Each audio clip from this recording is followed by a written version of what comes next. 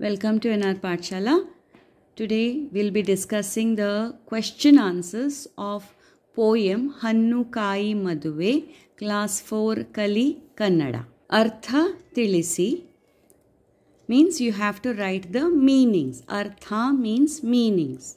Namisu, Vandisu, Namaskarisu means Namisu means welcome or Namaskarisu to do namaskara and welcome people. Holu, Churu, Bhaga means holu means cut into pieces. Valaga, Uddaneya Pipi. So Valaga is a wind instrument. So this is like a Valaga instrument where they blow and play the music. Kempu Muti, Kopada Mukha or Mukha Kendadante Madikondirudu. So Kempu means red, Muti means face. So red face means Kopada Mukha, angry face, or Mukha Kendadante Madikondirudu means again meaning angry face. Homa, Havana, Yaga. So Homa is the fire that is lit during the rituals. Higgu, Ananda, Santasa. So Higgu means happy. Baluku, Bagu. Baluku means to bend. Bagu, bend.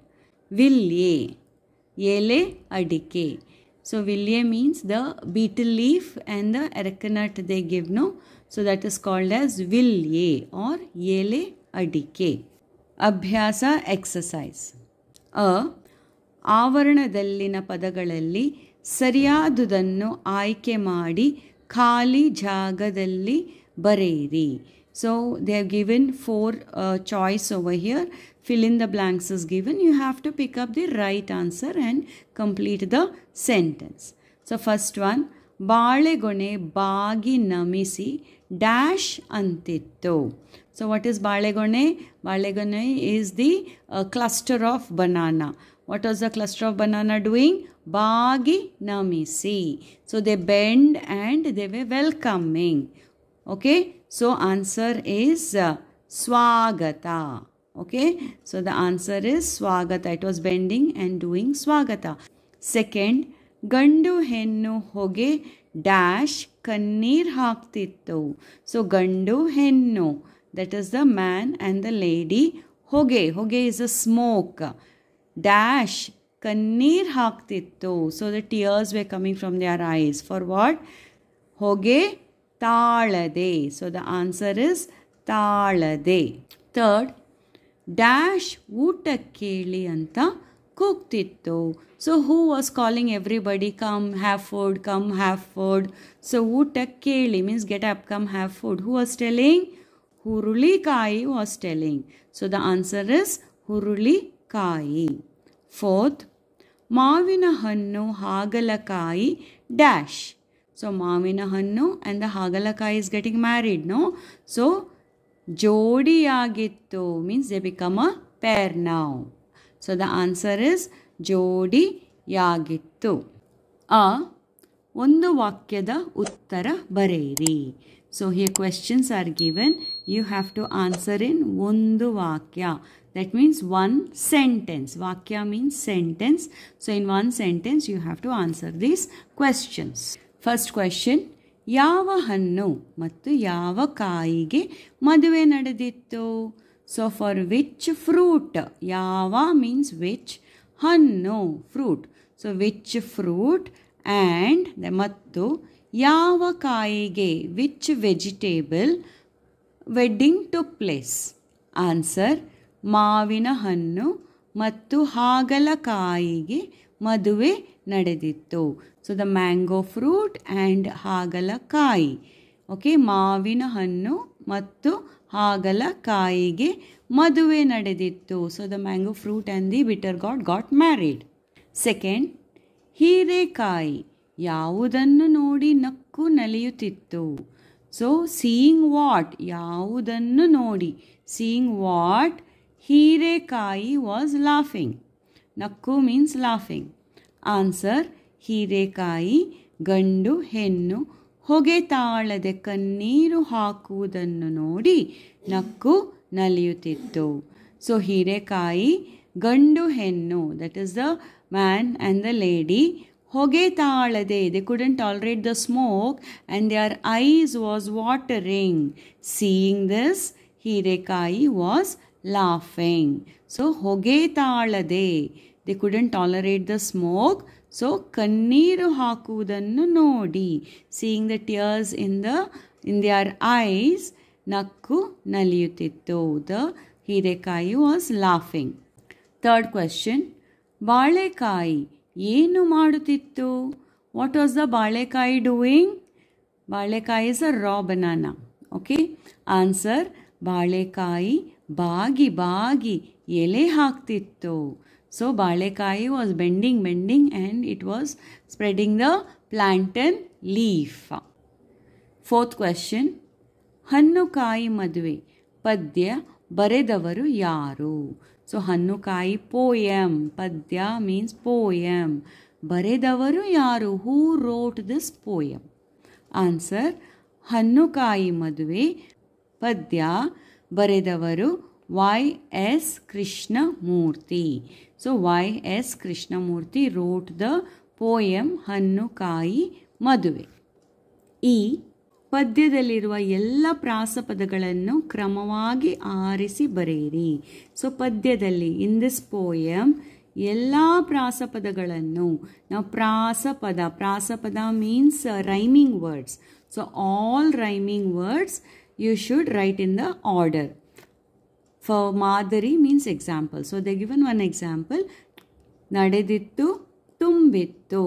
So the ending should be same. So like that you have to pick and write. Antittu, baristu, ಊತಿತ್ತು, ಹಾಕ್ತಿತ್ತು, ಹೇಳ್ತಿತ್ತು, ಮಾಡ್ತಿತ್ತು, ಹಾಕ್ತಿತ್ತು, ಕೂಗ್ತಿತ್ತು, ಕೊಡ್ತಿತ್ತು, ಹೇಳ್ತಿತ್ತು, ಮಾಡ್ತಿತ್ತು, ಹೇಳ್ತಿತ್ತು. ಭಾಷಾಭ್ಯಾಸ, that is a language activity. ಸಜಾತಿಯ ಒತ್ತಕ್ಷರಗಳನ್ನು ಗುರುತಿಸಿ ಸುತ್ತುಗೆರೆ ಎಳೆಯಿರಿ. So ಸಜಾತಿಯ ಒತ್ತಕ್ಷರಗಳು. So here words are given and ಒತ್ತಕ್ಷರಾಸ್ are given. So you have to identify the ಸಜಾತಿಯ ಒತ್ತಕ್ಷರ. ನಾವು ವಾಟ್ ಇಸ್ ಸಜಾತಿಯ ಒತ್ತಕ್ಷರ? ಸಜಾತಿಯ ಒತ್ತಕ್ಷರ ಮೀನ್ಸ್ ಸೇಮ್ ಒತ್ತಕ್ಷರ for the same letter. So like if you say this is ನಾ and you have a ಒತ್ತಕ್ಷರ na over here. So it is same na. So this is called as sajatiya ottakshara. Swagata. So this is sa and it has got a different ottakshara, that is va ottakshara. So this is not sajatiya. Second one, hotte. So te ottakshara is there. For ta ottakshara only is there. So this is sajatiya. So you can put one circle for that. Next, haktittu. Now if you take the second letter ka, that is ki, and it has got ta uttakshara. So this is two different, right? So this is not sajatiya. Now if you take tu, for ta you have the ta uttakshara only. So this is sajatiya. Next is pille. La has la uttakshara. So this is sajatiya. Kanneeru. So na has na uttakshara. So it is sajatiya. So you have to circle that. Higgu. Ga has ga uttakshara. So this is sajatiya. Gedde. Da has da uttakshara. So this is also sajatiya. Veelye. La has ya uttakshara. So it is not same. So this is not sajatiya. Next one, appa. Pa has pa uttakshara. So this is sajatiya. Sannyasi. Na has ya uttakshara. So it is not same. So this is not sajatiya. Next, ಕಲ್ಯಾಣ. ಳ has ya ಒತ್ತಕ್ಷರ. So this is different. So this is not ಸಜಾತಿಯ ಒತ್ತಕ್ಷರ. ಆ ಈ ಪದ್ಯದಲ್ಲಿ ಬಂದಿರುವ ಹಣ್ಣು ತರಕಾರಿಗಳಿಗೆ ಇತರ ಹಣ್ಣು ತರಕಾರಿಗಳ ಹೆಸರುಗಳನ್ನು ಸೇರಿಸಿ ಪಟ್ಟಿ ಮಾಡಿರಿ. So here you are suppose to make a list of ಹಣ್ಣುಗಳು, that is the fruits, and ತರಕಾರಿಗಳು, that is the vegetables. So you have to make the list of vegetables and the fruits. So all the fruits and vegetables that are there in the poem, you have to list it out, and apart from that, whatever vegetable and fruit you like, that also you should write their names over here. ಈ ನಿಮಗೆ ಇಷ್ಟವಾದ ಒಂದು ಹಣ್ಣು ಮತ್ತು ಒಂದು ತರಕಾರಿಯ ಹೆಸರನ್ನು ಪ್ರತ್ಯೇಕವಾಗಿ ಬರೆಯಿರಿ. So here also they are asking you to write the name of your favorite fruit and the name of your favorite vegetable. So ನಿಮಗೆ ಇಷ್ಟವಾದ ಹಣ್ಣಿನ ಹೆಸರು. ಹಣ್ಣು means fruit. So whichever fruit you like, you write the name of that fruit. You should not write in English, you have to write it in Kannada. Like if you like mango, you have to write ಮಾವಿನ ಹಣ್ಣು. ನಿಮಗೆ ಇಷ್ಟವಾದ ತರಕಾರಿ ಹೆಸರು. ತರಕಾರಿ means vegetables. So the vegetable you like the best, you have to write the vegetable's name over here. ಈ ಮಾದರಿಯನ್ನು ಗಮನಿಸಿ. ಮಾದರಿ means example. So one example is given. You have to observe that. And ಖಾಲಿ ಅಂಕವನ್ನು ಸೂಕ್ತ ಪದದಿಂದ ಭರ್ತಿ ಮಾಡಿ. So here fill in the blanks are given. You have to write the suitable word. ಮಾದರಿ ಅನ್ನುತ್ತಾ ಇತ್ತು, ಅನ್ನುತ್ತಿತ್ತು. So ಅಂತಿತ್ತು. So here one word is split into two. So you have to join these two words and write it as one word. So here you can see the words that are used in the poem. So annutta plus ittu, annutittu. Or you can also say antittu. Udutta ittu, udutittu, utittu. This is made even more shorter over here.